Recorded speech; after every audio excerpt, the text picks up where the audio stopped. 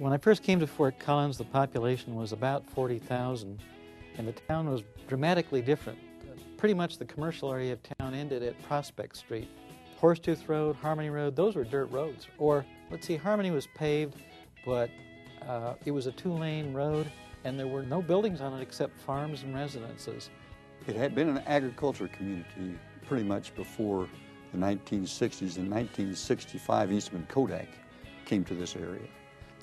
And in addition to that, Hewlett-Packard established a facility in Fort Collins in the 1970s. Those were big changes in the thinking of Fort Collins. And so I think it kind of changed from, well, it's always been done that way, to saying, well, I think we got to start plowing new ground, new trails.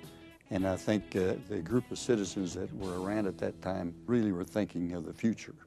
We were just coming out of the Vietnam War, and all of the campus unrest that had existed from the late 60s to the early 70s.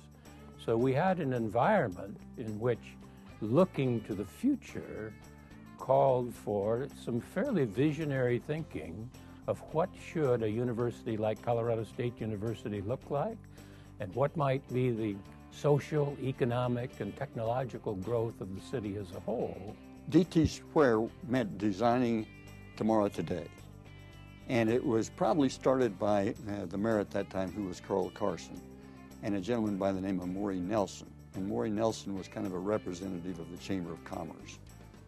They sized up where the town had come in 100 years and decided, with some new employers coming in, that this was an ideal time to take a look at how to shape the town for the future, and they needed to conceptualize some improvements that were needed. When the initiative passed in the 1970s to build the Lincoln Center and a lot of other great things that happened in Fort Collins at that time, it was also a mission that we had to raise money from the citizens, partly, to fund the Lincoln Center. Well, the Community Foundation was founded so that they could hold the funds to build the Lincoln Center. But a number of us did feel that if we could succeed at that, then it could be a collaborative instrument of both the community and the university to do private fundraising for the larger community. Kay Arnold was the executive director of the foundation in the very beginning. She just recently passed away. She was a dynamic person. She was well organized, and the rest of us weren't. And she kind of brought us all together and made us say, you know, this is more than just for today. It is really something that is for tomorrow too.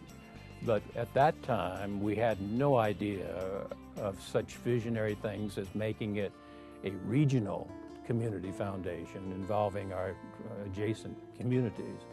I think it has evolved into being a place where thinkers come to present their ideas to make this a greater community.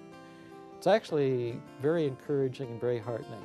It makes you realize this foundation has not only done well by the community, but it's done well for itself, and it really has a place in our community. And I don't think there's a surprise there, but there's a lot of encouragement, a lot of satisfaction in seeing that happen and in having played a small role in it.